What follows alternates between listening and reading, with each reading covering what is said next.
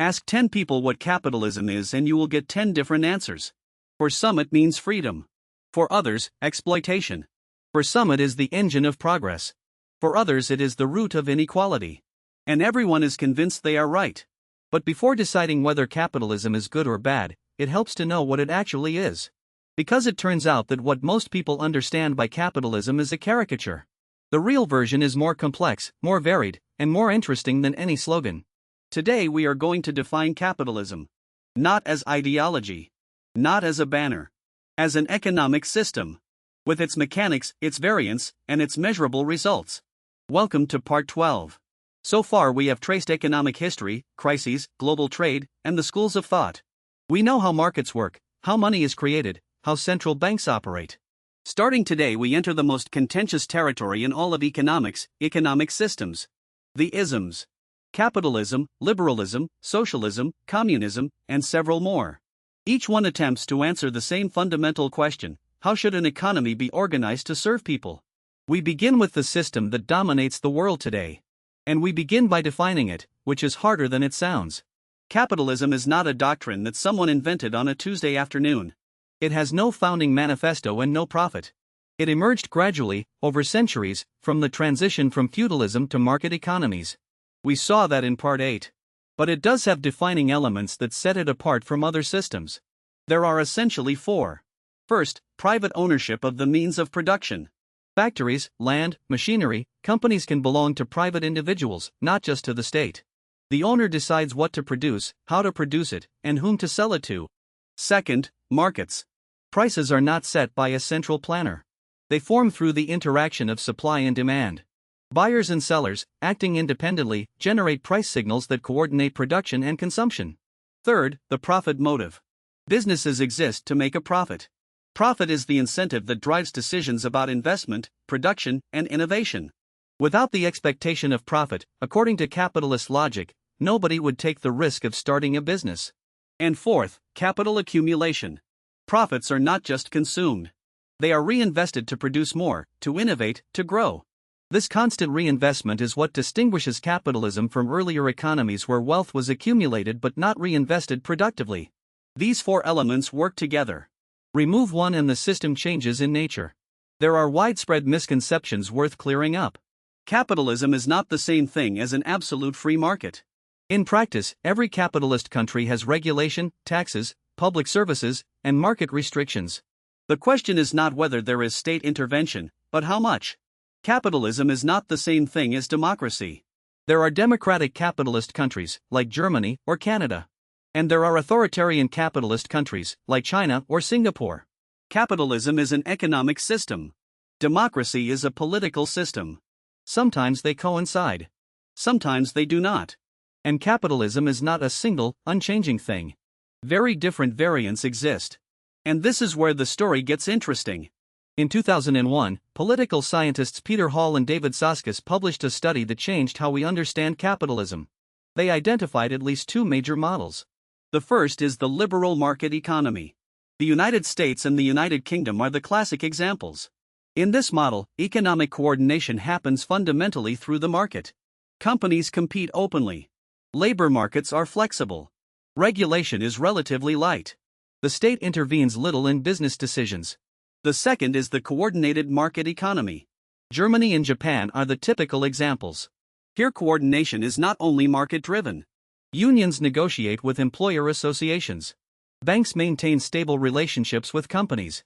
Vocational training is organized collectively. The state plays a more active role, but it does not plan the economy. Both are capitalism. Private ownership, markets, profit, accumulation. But they function quite differently. In the liberal model, workers have more mobility but less protection. In the coordinated model, they have more stability but less flexibility. And there are more variants. China practices what is called state capitalism. Private ownership coexists with enormous state-owned enterprises and strategic government direction. The Nordic countries combine very free commercial markets with huge welfare states. Singapore has very low taxes but a government that controls a large share of housing. Capitalism is not one thing. It is a family of systems that share basic pillars but combine them in very different ways. Capitalism has a track record that, regardless of anyone's ideological position, deserves examination. In terms of economic growth, no other system has generated so much wealth in so little time. Since the Industrial Revolution, global GDP per capita has multiplied more than 15-fold. Most of that growth has occurred in capitalist economies. In terms of innovation, the profit motive has been an extraordinarily powerful engine. Competition between firms drives constant improvement of products and processes. Joseph Schumpeter called this creative destruction. New companies destroy old ones by offering something better. The automobile destroyed the horse-drawn carriage. The smartphone destroyed the landline. It is a brutal but dynamic process. In terms of poverty reduction, the data are clear. In 1820, around 85% of the world's population lived in extreme poverty. Today that figure is below 10%. Most of that reduction has occurred in countries that adopted market economies. China lifted hundreds of millions of people out of poverty following the market reforms of Deng Xiaoping starting in 1978. And in terms of coordination, market prices transmit information in a way that no central planner has managed to replicate. When the price of wheat rises, farmers produce more wheat and consumers look for alternatives, without anyone giving the order. But capitalism also has a track record of problems that, with the same honesty, deserves examination. Inequality. Capitalist economies tend to concentrate wealth. Thomas Piketty showed in 2014 that when the rate of return on capital exceeds the rate of economic growth, inequality increases naturally. It is not a flaw in the system. It is one of its inherent dynamics. Externalities. The market assigns prices to what is bought and sold. But there are things that have no market price. Pollution. Climate change. The depletion of natural resources. When a factory pollutes a river, the cost is paid by the neighbors, not the company. The market, on its own, does not solve this problem. Instability. Capitalist economies are cyclical. Periods of expansion followed by recessions, sometimes severe ones. The crisis of 1929, the crisis of 2008. Schumpeter himself, who admired capitalism, predicted that it could end up destroying itself. Not through its failures, but through its successes, which would generate a discontented intellectual class that would undermine it from within. And commodification. In a system where everything has a price, there is a tendency to turn into commodities things that perhaps should not be. Healthcare. Education. Housing. Water. Where to draw the line between what should be in the market and what should not is a debate that capitalism, on its own, cannot resolve. For a working family, capitalism is a contradictory experience. It gives them access to goods and services that their great-grandparents could not have imagined. Phones, vaccines, electricity, transportation. But it also exposes them to risks their great-grandparents did not face.